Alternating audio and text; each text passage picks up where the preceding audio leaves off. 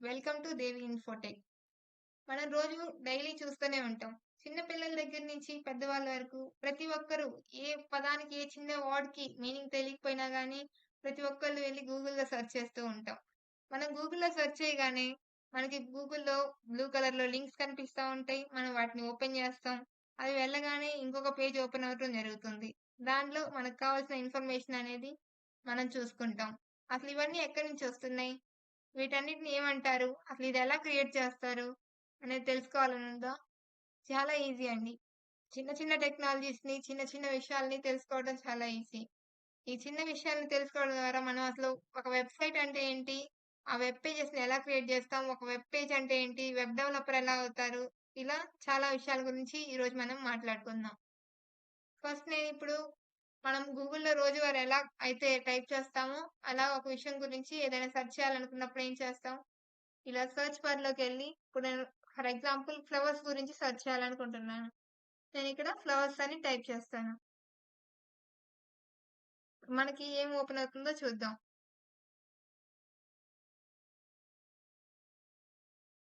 కలర్‌లో కనిపిస్తూ ఉంది.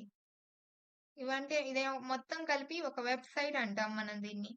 ఇప్పుడు ఈ ఫ్లవర్ అనే దాని మీద నేను క్లిక్ చేస్తున్నాను. క్లిక్ చేస్తే ఏమొస్తుందో చూడండి.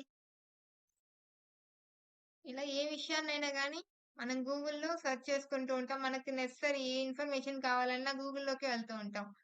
చాలా వెబ్‌సైట్స్‌ని విజిట్ చేస్తూ ఉంటాం. కానీ ఈ వెబ్‌సైట్స్ అనేవి ఎలా వస్తున్నాయి? అసలు ఎవరు తయారు చేస్తున్నారు? ఏ విధంగా తయారు చేస్తారు? అనేది తెలుసుకోవడం చాలా ఇంట్రెస్టింగ్‌గా ఉంటది. ఇప్పుడు చూడండి ఫ్లవర్ మీద క్లిక్ చేయగానే ఇక్కడ నాకు ఇంకొక పేజ్ అనేది డిస్‌ప్లే అయింది. ఇది ఒక వెబ్ పేజ్ అంటాం. ఇలా నేను స్క్రోల్ చేస్తుంటే చూడండి ఇక్కడ ఇమేజెస్ ఉన్నాయి. అలా టెక్స్ట్ కూడా ఉంది. కొన్ని పారాగ్రాఫ్ టెక్స్ట్ ఉంది. అలాగే ఇక్కడ మనకి మధ్య మధ్యలో బ్లూ కలర్‌లో కనిపిస్తూ ఉన్నాయి. ఇప్పుడు ఈ బ్లూ కలర్ వాటి మీద మనం క్లిక్ చేస్తే ఇంకొకటనేది వస్తుంది. ఇంకో పేజ్ అనేది ఓపెన్ అవుతుంది. ఇలా వాటిని ఏమంటారంటే మన యాంకర్ ట్యాగ్స్ అంటారు. ఇప్పుడు ఇక్కడ సెల్ఫ్ పాలినేట్ అనే ఒక వర్డ్ ఉంది చూడండి. దీని మీద నేను క్లిక్ చేస్తున్నాను. దీని మీద క్లిక్ చేసినప్పుడు మనకేమవుతుందో చూడండి.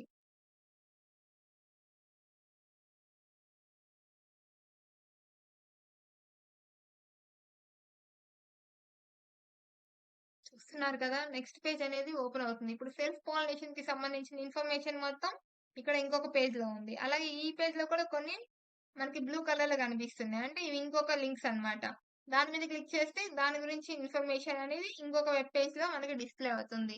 ఇలాగా ఒక వెబ్‌సైట్‌లో ఒక పేజ్‌లోని ఇంకొక పేజ్‌కి మనకి రిలేషన్ అనేది ఉంటుంది. ఇలా యాంకిల్ ట్యాగ్స్ అనే వాటిని యూజ్ చేసుకొని ఇలా మనం ప్లేస్ చేయగలం. అలాగే ఇక్కడ ఒక ఇమేజ్ ఉంది. ఆ ఇమేజ్‌కి సంబంధించిన డిస్క్రిప్షన్ అనేది కింద ఇచ్చాం మనం. అలా మనకు కావాల్సిన అన్ని వెబ్ పేజెస్ మనకు కావాల్సిన ఇన్ఫర్మేషన్‌తో ఏ టాపిక్ మీదైనా గాని ఒక వెబ్‌సైట్‌ని క్రియేట్ చేసుకోవచ్చు. చాలా ఈజీగా. చూసారు గదా! వెబ్‌సైట్స్ అనేవి ఇలా ఉంటాయి. ఈ ఫ్లవర్స్ ఒక్కటే కాదండి. ఏ ఇన్ఫర్మేషన్ అయినా గానివ్వండి. ఇప్పుడు చూడండి సెల్ఫ్ పాలినేషన్ క్లోజ్ చేశాను. నెక్స్ట్ ఇందాక ఫ్లవర్ అనేది ఓపెన్ చేశాను గదా! ఈ ఫ్లవర్‌లోనే సెల్ఫ్ పాలినేషన్ ఓపెన్ చేశాను గాబట్టి సెల్ఫ్ పాలినేషన్ క్లోజ్ అయింది. ఇప్పుడు బ్యాక్‌కెళ్తే ఫ్లవరు. చూసారుగా? ఈ విధంగా యాంకిల్ ట్యాగ్స్ అనేవి ఉంటాయి. వీటిని మనం ఒక వెబ్‌సైట్స్ అంటూ ఉంటాం. నెక్స్ట్ అసలు వెబ్‌సైట్స్ ఎలా క్రియేట్ చేస్తారనేది చెప్తా అన్నాను గదా! దాని గురించి తెలుసుకుందాం. Full stock web developer. ఒక ఫుల్ స్టాక్ వెబ్ డెవలపర్ ఎలా అవ్వాలి? ఏమేం టెక్నాలజీస్ నేర్చుకుంటే మనం ఒక ఫుల్ స్టాక్ వెబ్ డెవలపర్ అవ్వగలం? వాటి గురించి చూద్దాం.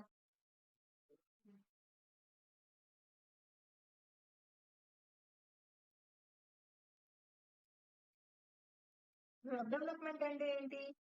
వెబ్ డెవలప్‌మెంట్ అంటే ఏం లేదు. వెబ్ అంటే వెబ్ పేజెస్ ఆర్ సంథింగ్ ఏదైనా గాని ఒక ఇంటర్నెట్‌తో వర్క్ చేసేది. ఒక ఇంటర్నెట్ ద్వారా రన్ అయ్యే సర్వర్స్. డెవలప్‌మెంట్ అంటే ఒక అప్లికేషన్‌ని బిల్డ్ చేయడం. ఈ రెండిటిని కలిపి వెబ్ డెవలప్‌మెంట్ అంటారు. అంటే మనం ఇంటర్నెట్‌ని యూజ్ చేసుకొని ఏదైనా అప్లికేషన్‌ని డెవలప్ చేస్తూ ఒక వెబ్ పేజెస్‌ని క్రియేట్ చేయడాన్ని వెబ్ డెవలప్‌మెంట్ అంటాం. మనం వెబ్ డెవలప్‌మెంట్ అనేది ఫుల్ స్టాక్ వెబ్ డెవలప్‌మెంట్ చేయాలి అంటే మనకి ముఖ్యంగా 3 థింగ్స్ కావాలి. అవి front end development, back end and database. ఈ మూడిటిని కలిపి మనం ఫుల్ స్టాక్ అంటాం. Front end, back end, database ఈ మూడిటిని కలిపితేనే అది ఫుల్ స్టాక్ అవుతుంది. మనం ఫుల్ స్టాక్ వెబ్ డెవలపర్ అవ్వచ్చు. లేదంటే ఓన్లీ ఫ్రంట్ ఎండ్ నేర్చుకొని ఫ్రంట్ ఎండ్ వెబ్ డెవలపర్ అవ్వచ్చు. లేదా బ్యాక్ ఎండ్ నేర్చుకొని బ్యాక్ ఎండ్ వెబ్ డెవలపర్ అవ్వచ్చు. ఇలా మనం ఏదైతే ఈజీగా ఉంటుందో వాటిని నేర్చుకొని ఫ్రంట్ ఎండ్ అయితే ఫ్రంట్ ఎండ్, బ్యాక్ ఎండ్ అయితే బ్యాక్ ఎండ్ అవ్వచ్చు. లేదా మూడింటిని కలిపి నేర్చుకుంటే ఫుల్ స్టాక్ వెబ్ డెవలపర్ కూడా అవ్వచ్చు. First front end web development గురించి తెలుసుకుందాం. ఈ ఫ్రంట్ ఎండ్ వెబ్ డెవలప్మెంట్ లో ముఖ్యంగా మనం మూడింటిని యూజ్ చేస్తాం. అవేంటంటే HTML, CSS and Java script. HTML అంటే hyper text markup language. Main మనం రాయాల్సిన కోడ్ మొత్తం కూడా HTML లోనే రాస్తూ ఉంటాం. ఈ HTML లో రాసే కోడ్ అనేది మనం రెండింటిని యూజ్ చేసుకొని రాయగలం. ఒకటి నోట్ ప్యాడ్, రెండోది విజువల్ స్టూడియో కోడ్. ఈ రెండిట్లో దేంట్లో అయినా కానీ HTML కోడ్ ని రాయొచ్చు. HTML లో రాసిన కోడ్ ని మనం ఎక్కడ ఎగ్జిక్యూట్ చేస్తామంటే బ్రౌజర్. అది ఏ బ్రౌజర్ అయినా కావచ్చు. ఒపేరా కావచ్చు, క్రోమ్ కావచ్చు, మైక్రోసాఫ్ట్ కావచ్చు. ఏ బ్రౌజర్ లో అయినా కానీ ఎగ్జిక్యూట్ చేయగలం. అలా నెక్స్ట్ సిఎస్ఎస్ అంటే క్యాస్కేడింగ్ స్టైల్ షీట్. ఈ HTML ఎందుకు యూజ్ చేస్తామంటే మనం ఒక ఇందాక చూసాం కదా, ఒక వెబ్ పేజ్, దాంట్లో ఇన్ఫర్మేషన్ ఇచ్చాం, పారాగ్రాఫ్ కానీ ఇమేజెస్ కానీ, అలా ఇన్ఫర్మేషన్ ని పెట్టడానికి మనం HTML ని యూజ్ చేస్తూ ఉంటాం. అలాగే నెక్స్ట్ సిఎస్ఎస్ అంటే cascading style sheet. Cascading style sheet అంటే మనం HTML రాసిన వెబ్ పేజెస్ కి ఈ సిఎస్ఎస్ ని అప్లై చేసి మనం వాటికి స్టైల్స్ అప్లై చేస్తాం. ఫాంట్ కలర్స్ కానీ, అలాగే ఫాంట్ స్టైల్ కానీ, లేదా ఇమేజెస్ కానీ, బ్యాక్గ్రౌండ్ కానీ, అలాంటివన్నిటిని స్టైల్స్ అప్లై చేయడానికి సిఎస్ఎస్ ని యూజ్ చేస్తూ ఉంటాం. ఈ సిఎస్ఎస్ ని అప్లై చేయడానికి మనకు కొన్ని ఫ్రేమ్ వర్క్స్ కూడా ఉన్నాయి. ఫ్రేమ్ వర్క్స్ అంటే ఏం లేదండి. ఫ్రేమ్ వర్క్స్ అంటే మనం చేసే వర్క్ అనేది ఈజీగా అయిపోవడానికి, మనం చేస్తున్న ఈ వెబ్ పేజ్ డెవలప్మెంట్ అనేది ఈజీ వేలో అయిపోవడానికి ఫ్రేమ్ వర్క్స్ ఆల్రెడీ తయారు చేసి ఉంటాయి. వాటిని లింక్స్ తీసుకొచ్చి కాపీ చేసుకొని కూడా మనం ఒక వెబ్ పేజ్ ని క్రియేట్ చేసుకుంటూ ఉండొచ్చు. మెయిన్ గా సిఎస్ఎస్ లో యూజ్ చేసే ఫ్రేమ్ వర్క్స్ ఏంటంటే boot strap, foundation, blaze UI etcetera. ఇక్కడ యూఐ అంటే యూజర్ ఇంటర్ఫేస్. మనం ఫ్రంట్ ఎండ్ యూజ్ చేసి డిజైన్ చేసేది యూజర్ ఇంటర్ఫేసే కదా. మనకి ఏదైతే మనం ఒక వెబ్సైట్ ఓపెన్ చేయగానే కనిపిస్తుందో దాన్ని యూజర్ ఇంటర్ఫేస్ అంటాం. మనం డిజైన్ చేసేది ఫ్రంట్ ఎండ్ లో ఆ యూజర్ ఇంటర్ఫేసే. మనకి పైన కనిపించే యూజర్ ఇంటర్ఫేస్ డిజైన్ చేయడానికి ఫ్రంట్ ఎండ్ అంటాం. వీటిని డిజైన్ చేయడానికి యూజ్ చేసేవి సిఎస్ఎస్ ఫ్రేమ్ వర్క్స్ వచ్చేసి boot strap, foundation and blaze UI. And next Java script. ఈ జావా స్క్రిప్ట్ ని యూజ్ చేసి మనం మూవ్మెంట్, ఏదైనా ఆబ్జెక్ట్స్ కి మూవ్మెంట్ కానీ, ఎక్కువగా జావా స్క్రిప్ట్ అనేది ఎక్కడ యూజ్ చేస్తారంటే గేమ్స్ ఆన్లైన్ గేమ్స్ ఆడుతూ ఉంటారు కదండి అందరూ. అలా ఆన్లైన్ గేమ్స్, ఫ్రీ ఫైర్ కానీ, పబ్జీ కావచ్చు, ఏదైనా కానీ మూవ్మెంట్ ఇవ్వడానికి అలాంటి వాటికి జావా స్క్రిప్ట్ ఎక్కువగా యూజ్ చేస్తూ ఉంటారు. ఈ జావా స్క్రిప్ట్ కి సంబంధించి కొన్ని ఫ్రేమ్ వర్క్స్ ఉన్నాయి, అలాగే లైబ్రరీస్ కూడా ఉన్నాయి. లైబ్రరీస్ ని ఇంపోర్ట్ చేసుకుంటూ ఉంటారు. ఫ్రేమ్ వర్క్స్ వచ్చేసి జావా స్క్రిప్ట్ కి angular JS, Vue.js, angular, NGX, boot strap etcetera. ఇవన్నీ కూడా ఫ్రేమ్ వర్క్స్. సిఎస్ఎస్ కి ఎలా అయితే ఫ్రేమ్ వర్క్స్ ఉన్నాయో ఈజీగా చేసుకోవడానికి, ఇవన్నీ కూడా జావా స్క్రిప్ట్ కి సంబంధించిన ఫ్రేమ్ వర్క్స్ అనమాట. అలాగే జావా స్క్రిప్ట్ కి సంబంధించిన లైబ్రరీస్ వచ్చేసి jQuery, React.js, jQuery UI etcetera. వచ్చేసి మనం యూజ్ చేసే టెక్నాలజీస్. ఇట్లా ఏంటంటే పాపులర్ టెక్నాలజీస్ మాత్రం ఇక్కడ నేను తీసుకోవడం జరిగింది. ఇంకా చాలా ఉన్నాయన్నమాట. First one PHP. ఈ PHP అనేది సర్వర్ సైడ్ స్క్రిప్టింగ్ లాంగ్వేజ్. ఇది స్పెషల్ గా వెబ్ డెవలప్మెంట్ కోసమే డిజైన్ చేశారనమాట. PHP అనేది సర్వర్ సైడ్ లాంగ్వేజ్. ఇందాక చూసిన ఫ్రంట్ ఎండ్ టెక్నాలజీస్ అన్ని కూడా మనకి అవన్నీ క్లయింట్ సైడ్ అనమాట. అంటే క్లయింట్ సైడ్ లాంగ్వేజెస్. ఇవన్నీ సర్వర్ తో ఇంటరాక్ట్ అవ్వడానికి యూజ్ అయ్యే టెక్నాలజీస్. ఫస్ట్ వన్ వచ్చేసి PHP. ఇది సర్వర్ సైడ్ యూజ్ చేసే ఒక స్క్రిప్టింగ్ లాంగ్వేజ్ అనమాట. ఇది ఈ PHPకి ఉన్నటువంటి ఫ్రేమ్ వర్క్ ఏంటంటే లార్వెల్ అనేది PHP యొక్క ఫ్రేమ్ వర్క్. ఫ్రంట్ ఎండ్ కి ఎలా అయితే మనకి ఫ్రేమ్ వర్క్స్ ఉన్నాయో ఈజీగా చేయడానికి, అలాగే బ్యాక్ ఎండ్ కి కూడా ఫ్రేమ్ వర్క్స్ ఉంటాయండి.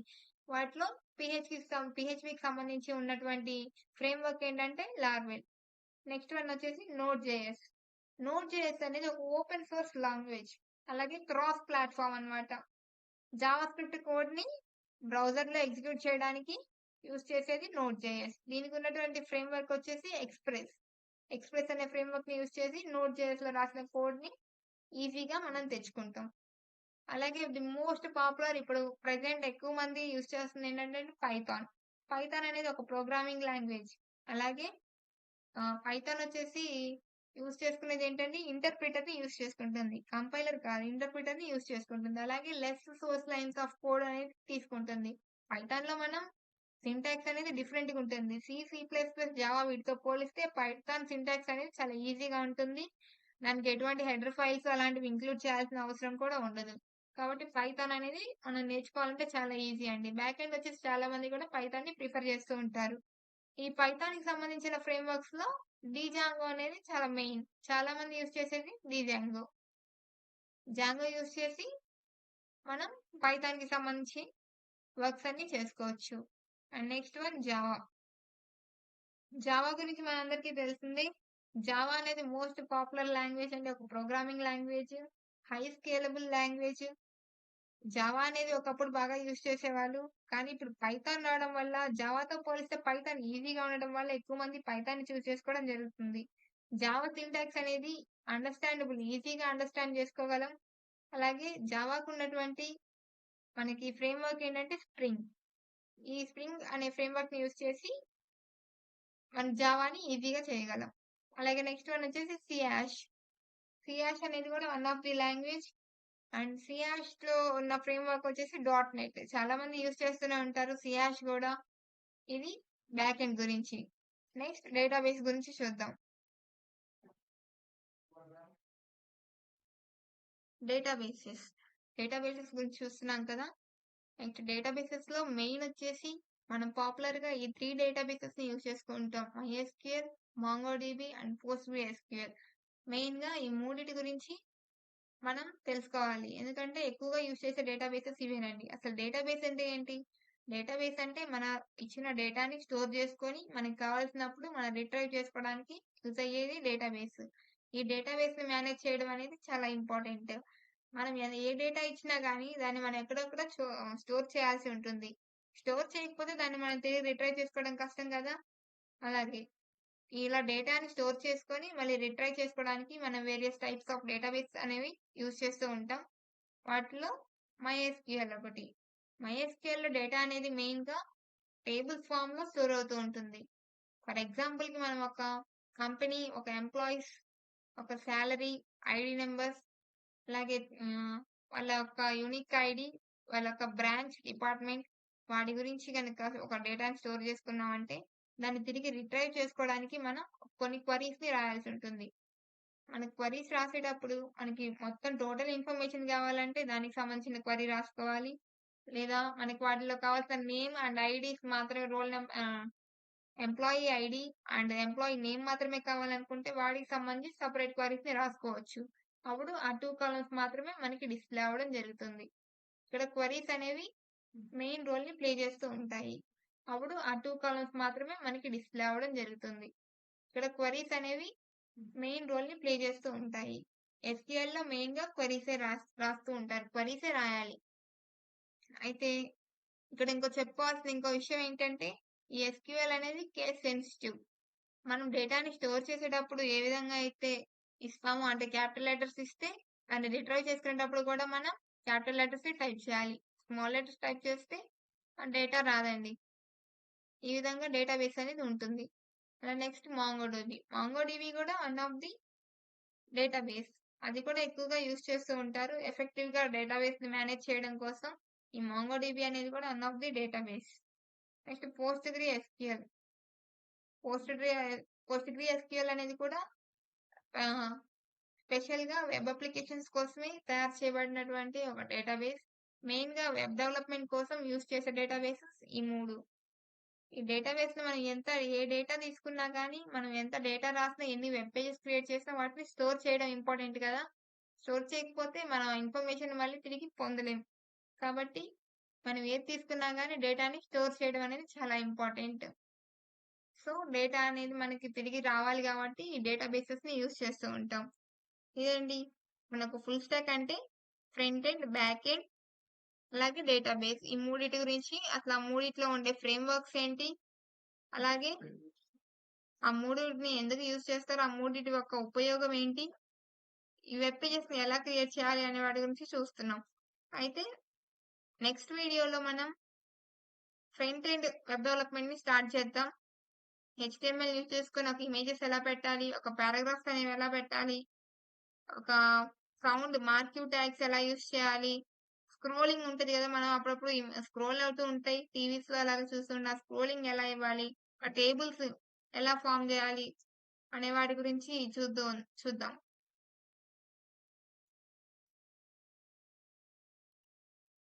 Thanks for watching. ఈ వీడియో గనుక నచ్చినట్లయితే లైక్ చేయండి. ఛానెల్‌ని సబ్స్క్రైబ్ చేయండి. బెల్ ఐకాన్‌ని క్లిక్ చేసుకోండి. మా నోటిఫికేషన్స్ మొత్తం వస్తూ ఉంటాయి. బెల్ ఐకాన్ నోటిఫికేషన్స్‌లో ఆల్ అనేది క్లిక్ చేయండి.